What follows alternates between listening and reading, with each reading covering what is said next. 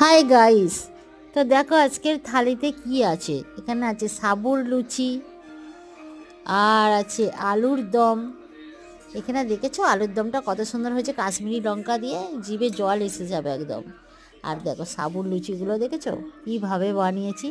আর দেখো এখানে হচ্ছে বিটের গুড়, নলেন গুড়। দেখো গুড়টা ঢালছি, দেখে তো জিভে জল এসে যাচ্ছে রে। দেখো কি মজা করে খাবে আজকের থালিটা, দেখেছো?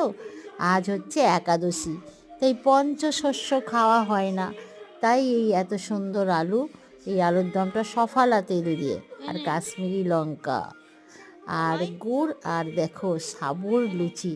কে কে খাবে এই থালি, চলে এসো তাড়াতাড়ি। এটা কে নিচ্ছে বলো তো? সোহেল হুদাইতের আজকে ভাগ্যে এটা হচ্ছে।